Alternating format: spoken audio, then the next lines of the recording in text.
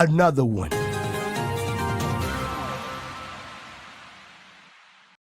Switching careers to junior QA.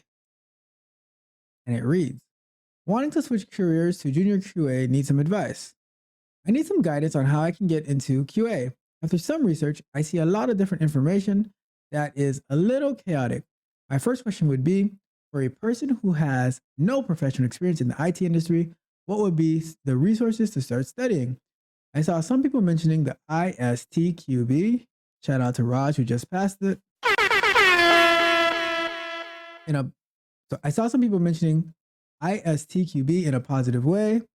Others say that it is useless. Others mention Udemy courses. Others talk against them, which just made me feel a little bit lost.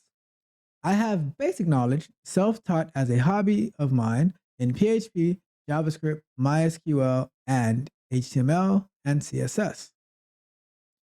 You have very interesting hobbies, I must say. My main question is, from the experienced QAs, how would you approach beginning learning the basics and the core knowledge that would be enough to potentially get into a QA, a junior QA position, if you had to start all over again?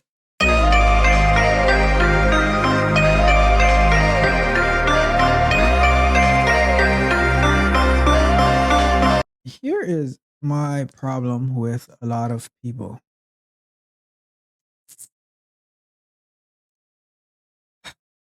How do I say this? You talk too much.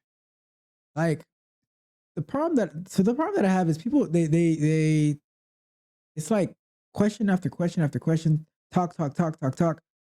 Just pick something and start it and do it. And then you're gonna get some insight. So for instance, let's say the ISTQB, right? It's like that's a test you gotta do a bunch of studying for, right? But a Udemy course, you can get it for 10 to 20 bucks, right? Pay for the course, like choose some basic QA course, right? That tells you what it is. Take that course and find out what you're getting yourself into, right? Okay, who cares what others talk about, like for a Udemy course? Take it yourself and find out what it really is.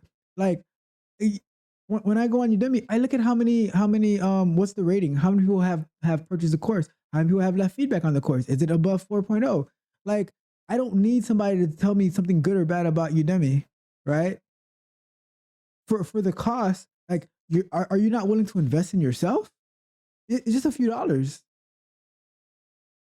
right? But and that's the thing. Like this question, right?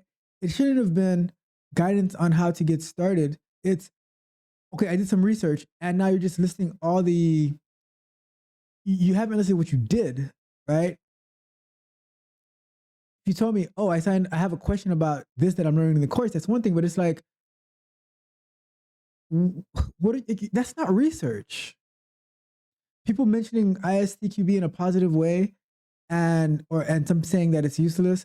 Some people mentioning Udemy courses, others talking against it. Give me a break. Like if you can self-teach yourself PHP, JavaScript, MySQL, and HTML, you can take a 5-hour long QA course on Udemy and at least know the foundations, right? This is laziness.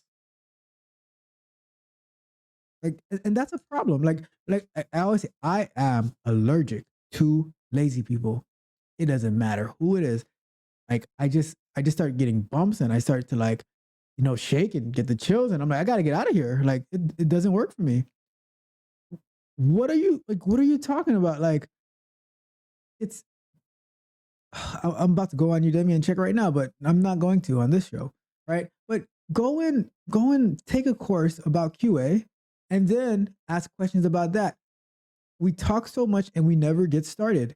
Get started, all right? So that's the first thing. That is my pet peeve with people who just talk and talk and talk. It's like, oh, I need to start this. Oh, I plan to start that. And then the same next year, it's like, yeah, I really got to start this. Me, if I have in my mind that I need to do something and I haven't done it yet, I'm not talking about it to almost anybody because if it's something that was really important for me to do, it would have been started a long time ago. Oh, I don't have enough time to do it. There's 24 hours in a day. We all find time to do what's important to us. Oh, but I need 8 hours sleep. Well, maybe so your sleep is more important than your success. That's what you're telling me. So get to work. Get to work. All right. Get off your butt. Sign up for a course. It doesn't even matter what course it is. Sign up for any course and do something. And then you're going to build upon that. Precepts upon precepts upon precepts. Get to work. All right. So, and I'll address this part of the question. Some people mentioning ISTQB in a positive way, others saying that it's useless. I'll say this, right? While I don't really care much for it, if you were to do it, that would show that you're actually doing something, right? And the other thing is that it depends on the industry you work for, because let's say you're going for a job in the who works with the government, because the government doesn't really they don't really know much about much. So they're going to say, okay, we want these requirements. Like you got to be this in Azure, and you need to have your QA, at least one QA have this ISTQB certification. We need Scrum Masters with the PMP and all this stuff, all these certifications, all these tests that it doesn't really make a difference in your ability to do the job. Your ability to do the job is based on the work that you put in. Are you if you're a software engineer, are you building a portfolio? Are you practicing your code? Are you putting in the work? If not, then there's not much that anybody can do with you. So do the work. All right. So that's that question. I'm gonna leave it as that. But like I said, allergic to laziness.